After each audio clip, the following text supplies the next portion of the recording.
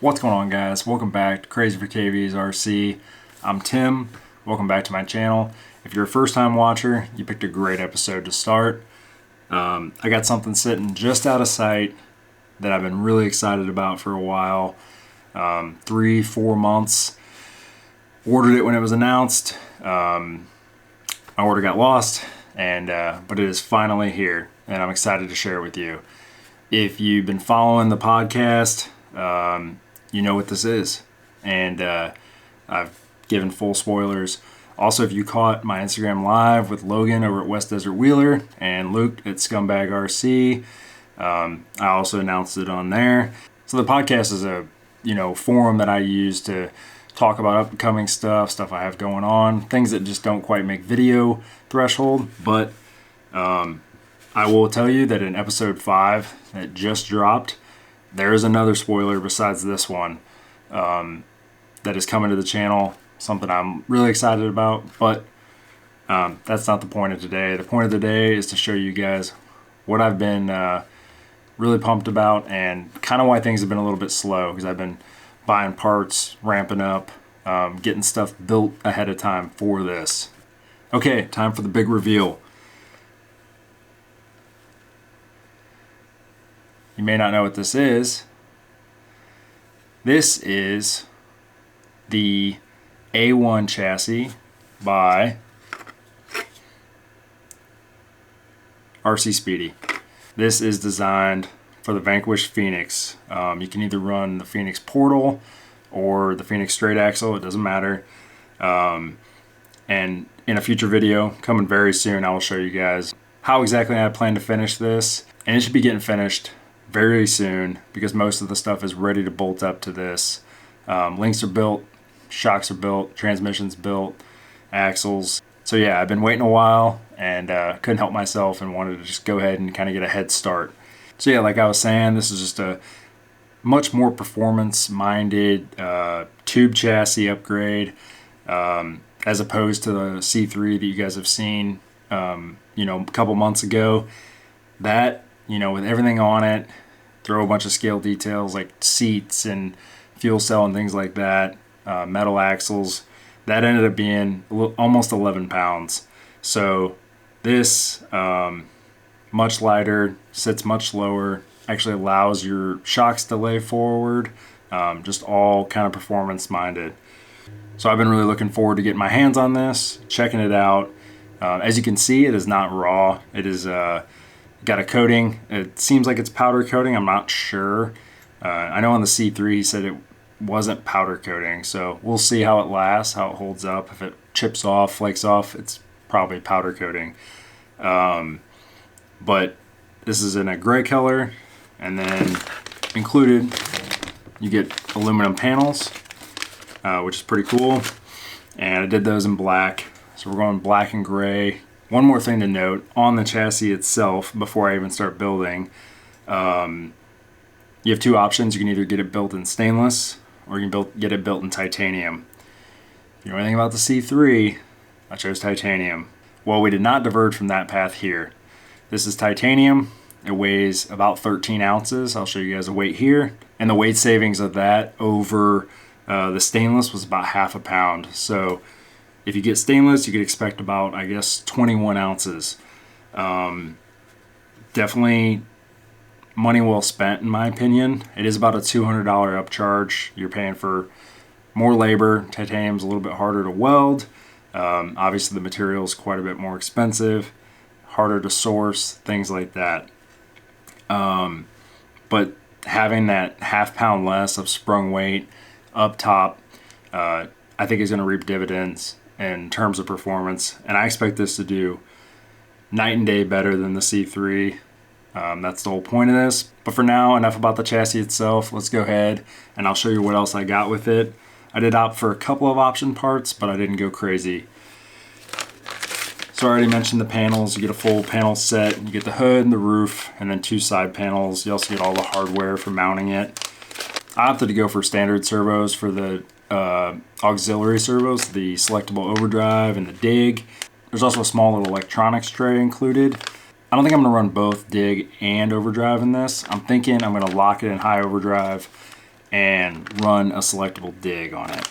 The most expensive accessory that I got in terms of weight and price is his little fuel cell. I needed a place to put my radio, and really like the look of this, so I went with red on that. And if I don't like the look, if it clashes too much with the black and gray, then we'll switch it out. We'll put the red one in the C3 and we'll put the silver one in here. And last but not least, we got a couple of window netting kits. These look like they're kind of cut your own.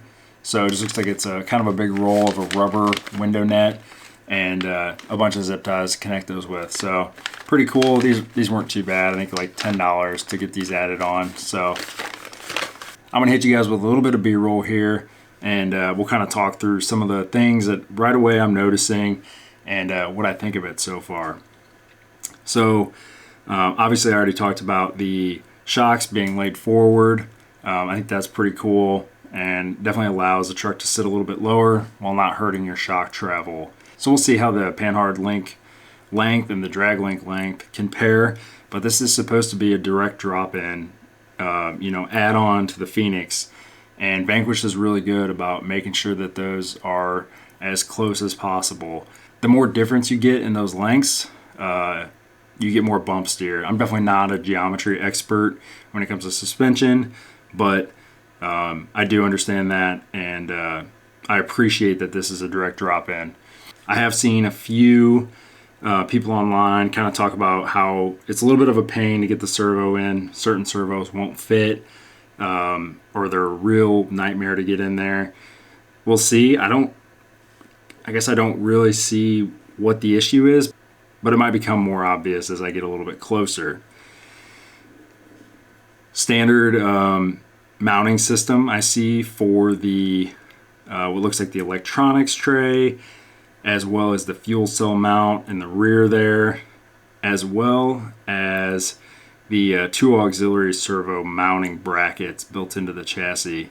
So those should be plenty strong. It's the same setup that the C3 has, and they've done me well so far.